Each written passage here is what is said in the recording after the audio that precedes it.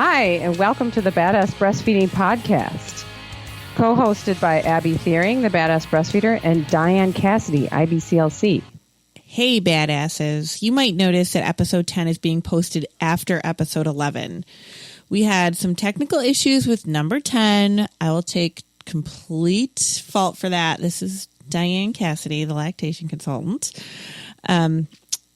But because of that, it didn't allow us to put it up last week. But we wanted to put something up, so we had episode 11 done, and we put up episode 11, and we're really glad we did, even though it was out of sequence, because it had some great feedback on that episode. It was one of our biggest yet. Now we are putting up episode 10.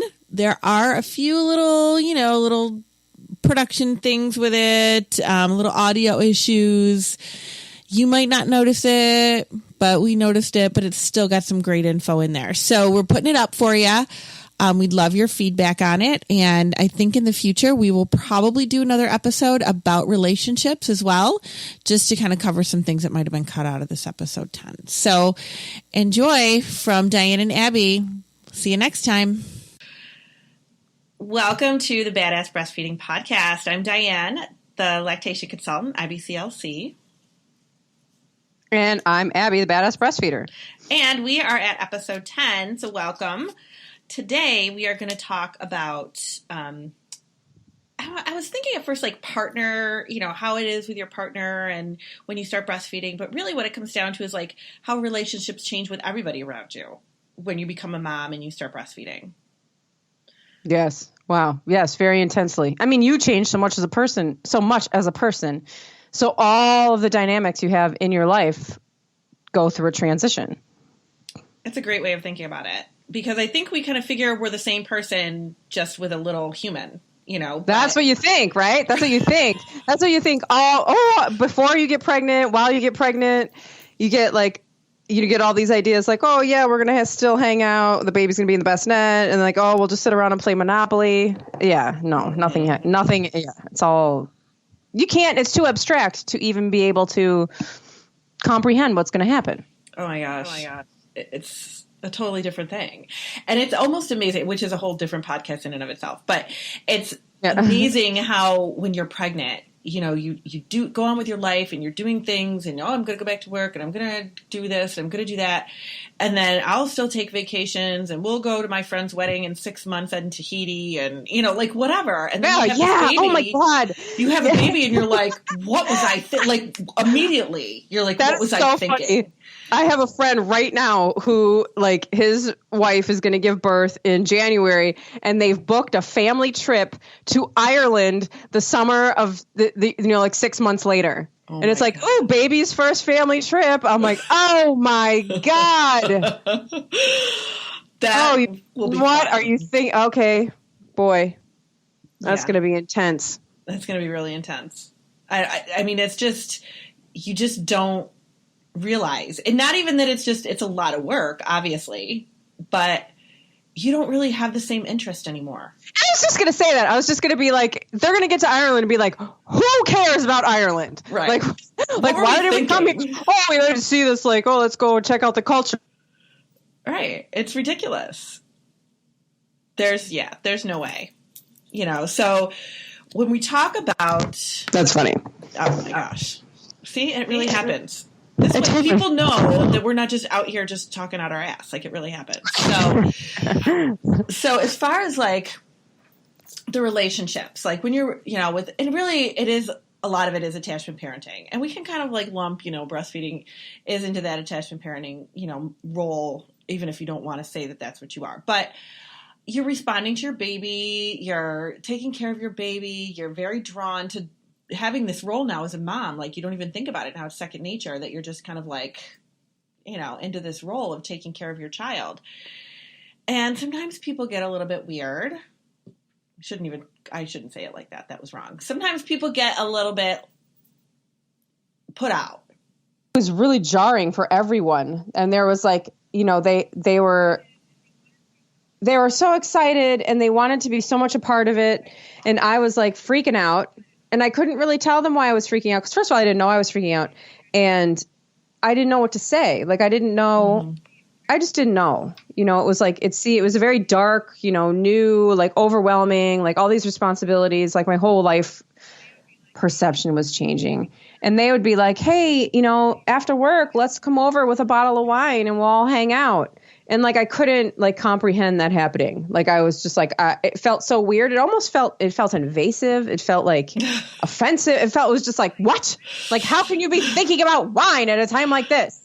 Like, like casually just sit around like we during that time. So yeah. So everything changes. You're changing and everything changes is what we're talking about. Yes. Everything changes. So some of the things that I think we don't expect, right, is how much that baby wants to be attached to its mama and how that could really pull up some feelings for your partner.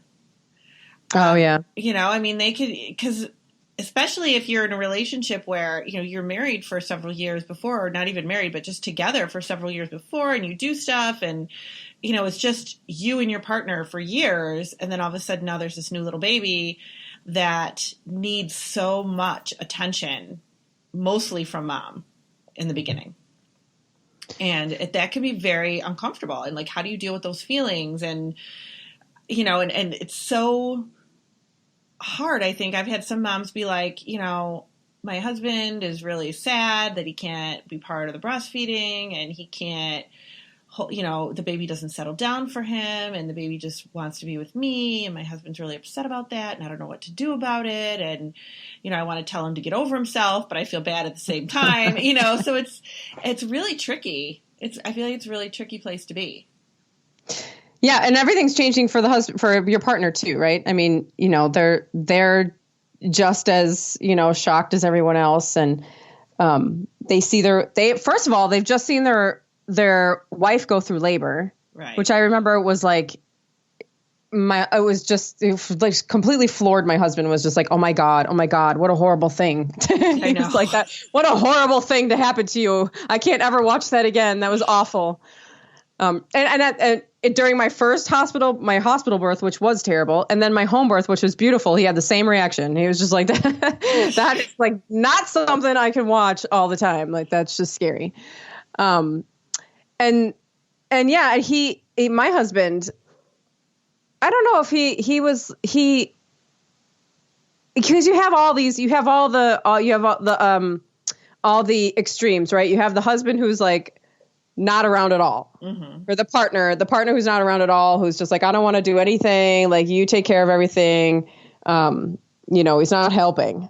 Right. And then you have the partners who are like, oh, I wish I could breastfeed and you should let me,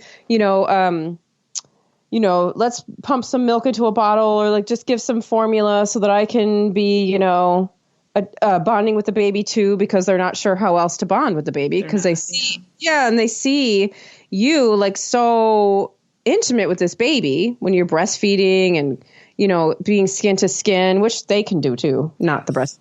But I mean, that it's like it's like maybe a little bit of jealousy of just how come they're like having this, my husband still goes through that with my 6-year-old, because my 6-year-old is like, I love you, mommy. And he's like, he did this at dinner last night.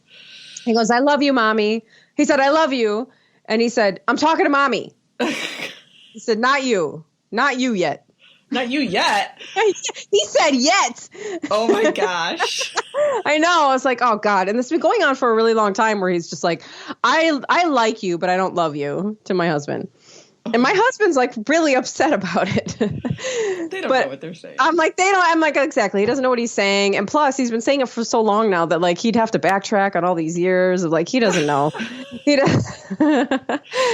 Oh my gosh. Yeah. So, my husband is kind of like, I work hard for these kids too. I love these kids. And, I won't even tell me he loves me. But, yeah. So, and then you have, I think my husband was kind of like in the middle. Like he wasn't suggesting that that he couldn't bond with, our babies, without, me giving a bottle or, something like that. Like he did, other things, and he was, but he was like, he was, he would try to, like hug me or something. And I'm like, dude, Get away. not right now. Like not now. They don't get that either. Yeah. No, right. Cause they're so like craving like bodily affection or like touch because they haven't been touched in a really long time. And like mom's been touched a million times everywhere since the beginning of her pregnancy. Since conception, right? Yeah, because then since conception. Fondled by your husband, and then you're poked and prodded by medical professionals for 9 months, and then they're poking and prodding you, and now there's a baby sucking on you, and it's like, dude, I know that it's been a year, like since you've since somebody's hugged you, but not now, right? Not at all. And that's a really hard thing, I think, for them to really understand. I always try to suggest different ways for them to bond, for them to bond, different ways for partners to bond with the baby, because they tend to go right to that bottle thing, which if that's what you want to do, fine. But it doesn't have to be the only way. And I don't see how holding a baby with a bottle in your hand equates bonding one over the other. So there's a ton of other things that you can be doing. You're not even really interacting that much when you're giving a bottle. Really. I mean, I don't know. I'm not even, I mean, in the beginning, I'm barely interacting when I'm breastfeeding. Right. Yeah. I have to, I mean, I do see breastfeeding as like a major bonding experience with your baby, but I don't think it's always a bonding experience, and it's not the only bonding experience that even a breastfeeding mother has. Right. Sometimes I was like not paying attention at all. Sometimes I was sleeping, it's not always like, oh, we're in a meadow and you're suckling from my teats and being nourished. Like, it's not like that. Sometimes it's great. And other times it's just like, okay, feed time. Yeah. I had this mom in my office the other day whose baby was like 4 weeks old, but she was a preemie. So she's really only like a week old, or 2 weeks old. And, the mom was like, I read in the book that the babies should be making eye contact when they're breastfeeding. My baby really doesn't do that. And I was like, she won't yet. It's just that's not happening yet. It's just not happening yet. So you're right. You don't get that right away. But it's a necessity to feed them, obviously. So, we're latching them, we're feeding them, and we're working into that. But there's definitely other ways that people can bond with a baby. Primal instinct. And it's, they come out, they've been inside the womb for, 9 months, and they just, with mom is where their comfort level is. Around, no matter what they're doing, even if they're holding them the same way, even if they're, whatever, they know that you're not mom. Right. They absolutely know. And they'll be upset about that. A lot of times they'll be really upset. And then that's the other thing is like, oh, whenever I take the baby cries, and then it's a whole personal thing. My baby doesn't like me for the partner, and it's like, it's not true. No, they're just wired to be by the breast right now. Yeah. Or people, if the baby cries when you hand him to anybody, grandma or an aunt or a friend, and people are like, oh, they're way too attached to you. Right. Yeah. Your baby's not going to go to anybody else. They're way too attached to you. Yeah. And that's where the whole lessons come in, right? Well, your baby has to learn to be with other people, and your baby has to learn to all this. And it's like, well, babies don't learn things except that mom is there or mom is not there. That's what they can learn. So, we want to encourage that attention, obviously, mom's giving to the baby, because that's important. Mm-hmm. And, we have to do that in a way where partners understand that this is nothing personal. It's not personal against you. This is just kind of the way it is. And I always try to tell moms too, like my kids, bonded with their father. My first son barely had bottles, and he bonded just fine with his dad. Sometimes he's more like him than I want him to be. Right. But, it's just, it works out. And it kind of, in a lot of cases, by the time those babies are like up and mobile and, really interacting, then that's when they want to be comfortable with dad and comfortable with partners and grandmas and, you know, and that's when they're ready to interact anyway. Right. So one of the other issues that I see with it sometimes is when you have people that are kind of like disapproving of the breastfeeding, or they're encouraging, oh, just give a bottle so that somebody, you know, so that we can bond. And, or the family members are really just like, why are you breastfeeding? That's so gross. Why are you doing that? You know, and people from your own family sometimes. I've had tons of moms that have had to deal with this within their own family structure. Sisters and sisters-in-law and mothers. And, you know, it's just very, very frustrating and very stressful. Yes. And I think, that can come from anybody. It comes right out from people that are helping you birth your baby, right? I mean, sometimes you're like, well, you know, you don't really need to breastfeed. You can just do this. And your boobs are too little. You probably you just need some formula. You know, like, I mean, this is what, you know, doctors and nurses have been known to say these things. Mm-hmm. And so it's like all from the beginning, it's like, whoa, this is like a big thing. There's all this backlash. And then you go home and you know, your friends and your family are just like, why are you doing that? And like, you seem so miserable. Why don't you just quit? You know, like, you know, you're having a hard time. Like if you have a hard time at your job, they're not, you know, people aren't like, oh, you should just quit your job. I mean, nobody can say that, you know? No. But it's like, so funny. As soon as it comes to breastfeeding, it's like, well, just quit. You know, so. There's other alternatives. Yeah. Or, I mean, no, don't quit anything on a bad day. You're having a bad day. You have bad days with all kinds of things. And, you know, yeah. So, I mean, I remember, like, my friends were fine with the breastfeeding. My husband was fine with the breastfeeding. He was I was, you know, freaking out because it wasn't working out with my first. And he was very supportive with, like, trying to find the answers and help me, you know, figure it out.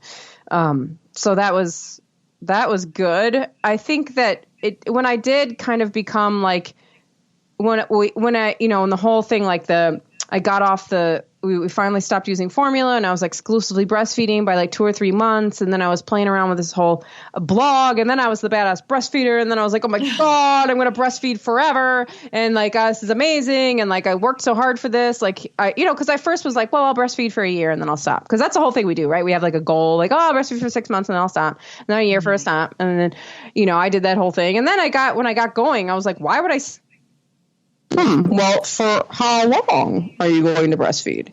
And it got like to the point where I was like, well, you know what? Actually, there's children in this world that breastfeed all the way until they're like 7 years old. And he was uncomfortable with that, as most people are. I would say most people would be uncomfortable with that idea. And here I am breastfeeding a 6-year-old. And, you know, my husband is like fully supportive about that now. But in the beginning, it was kind of like, whoa, you know, it took him a minute to be like, But when it's your own kid, it's different. Yeah. You know, like it's especially, and it's different when you're kind of growing into it with your child. Yeah. Right. Oh, yeah. I mean, it would be, you know, it's not like you started breastfeeding him when he was 6. Right. Or thought that you would. And I didn't even know 6-year-olds could breastfeed.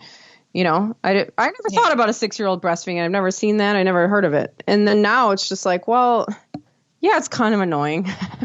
And he only does it once a day. So I'm kind of like, well, whatever, you know, it helps him go to sleep.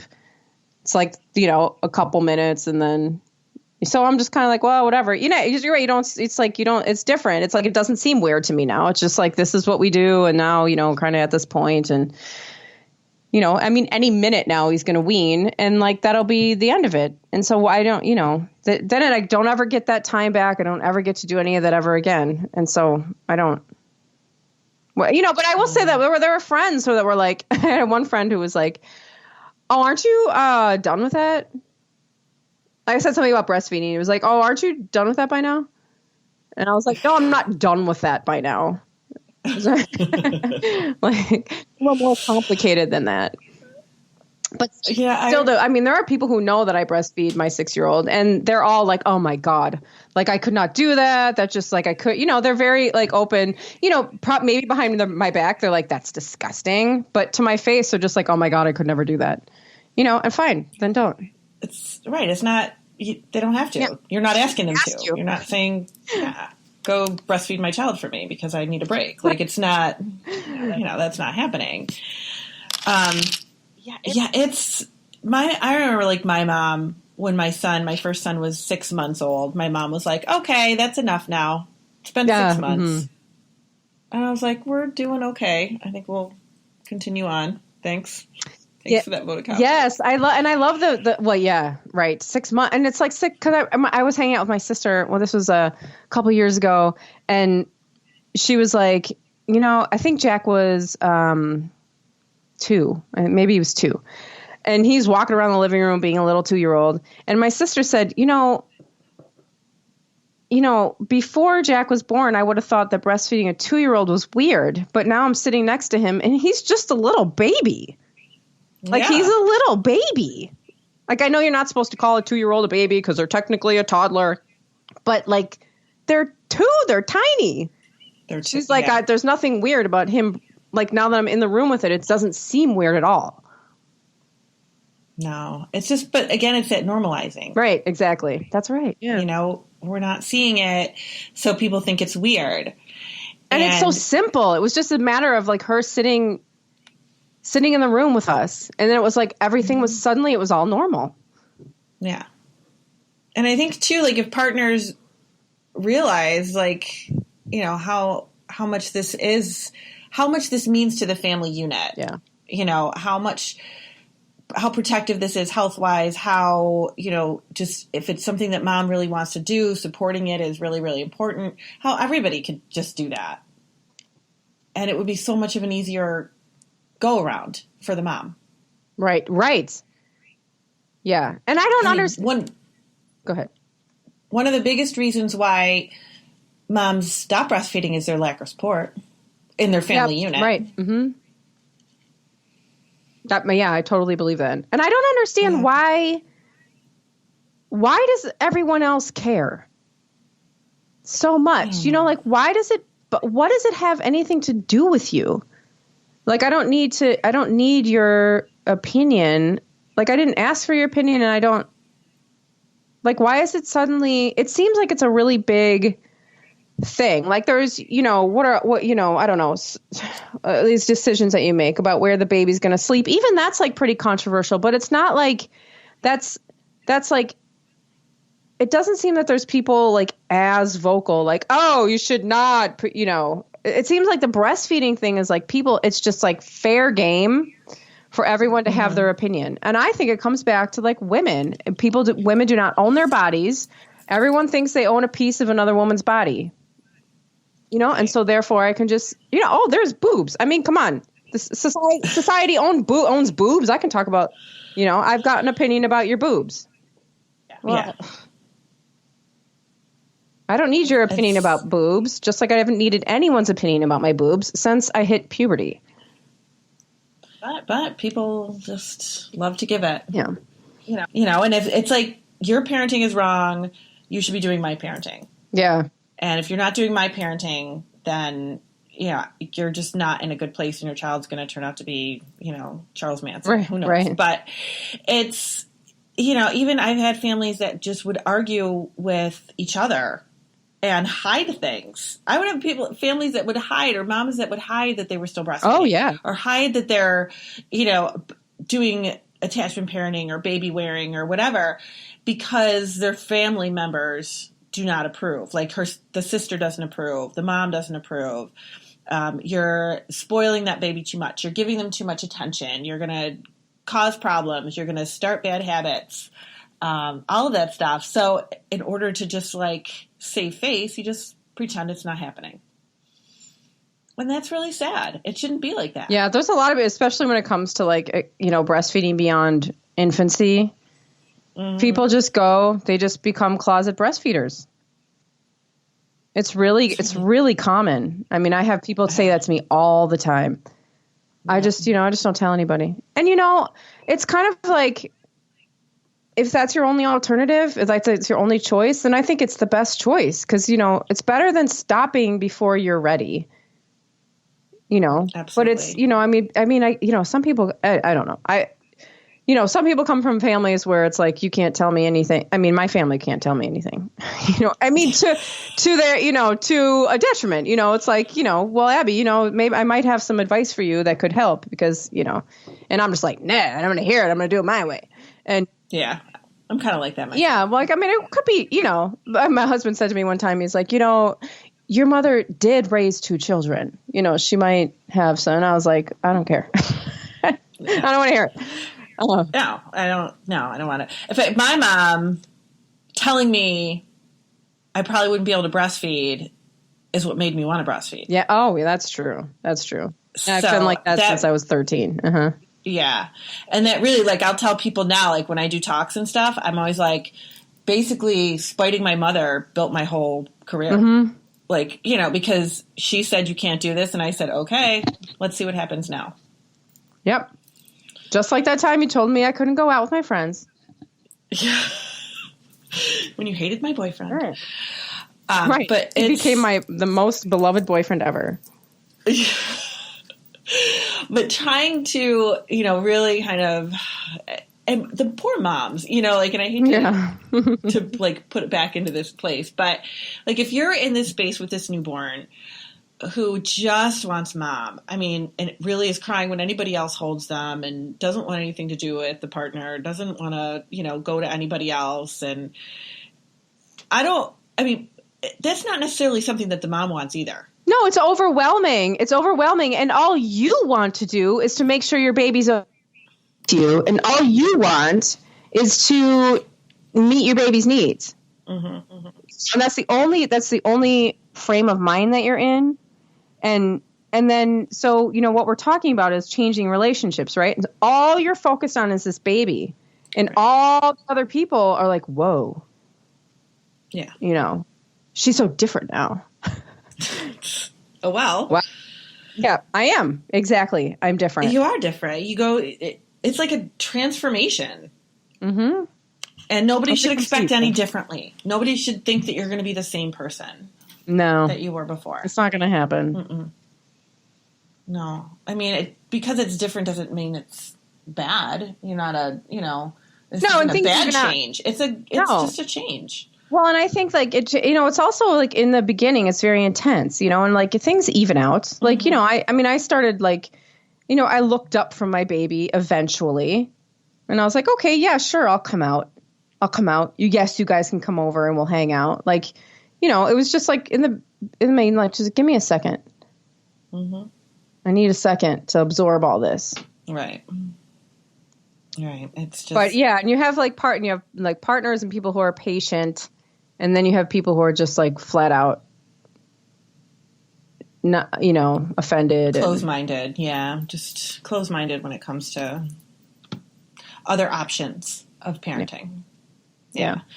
So kind of like to sum it up, I think a couple of things that you can do. I think having a conversation about it before the baby's born is important. Just even being like, okay, things are going to change. We got to make sure that we carve out time for us and carve out time for the baby. And, just that people know that things are going to change. And you don't quite know how yet because it is so brand new, but it will change. And, trying to just be in that, keep your relationships, obviously, but people need to know this is what my plan is. I'm going to breastfeed, or if you want to be that open and upfront with family members. I've known people that have had home births and just kept it a secret because they knew their family would freak out. Yeah.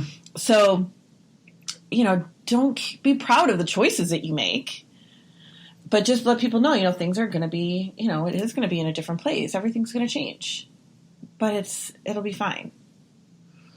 Yeah, and all the stuff that you can't anticipate, which is all the rest of it, just know that you will get through it. Yeah. It's not going to be that intense in the beginning. And all the relationships that seem super tumultuous right now because everything is changing will totally smooth out. It will. Everything will get smooth. You won't punch your husband every time he touches you eventually. Your friends, once they have their babies, will get it. Yeah, right. And that's okay. And grandma will learn that you don't care what she has to say. And right. And I try to, like, sometimes with brand new moms, they'll be like, well, this person wants to hold the baby, and this person wanted to come over, and this person wanted to be there when he was born, and I'm like, they'll get over it. Oh, they will totally. not hold that grudge against you. They will get over it if you say no. It's okay. Yep. They will totally get over it. Everybody will get over it. Yeah. They will. So just kind of accept the fact things do change. You're going to be in a different place, but, it all evolves, and then it's all good. And we thank you for joining us this week for the Badass Breastfeeding Podcast. And next week, we are going to talk about giving bottles, starting bottles, giving bottles, problems with giving bottles, problems you wouldn't even realize that go on giving bottles, and we're just going to go on our tangent with that. See you next week. Bye.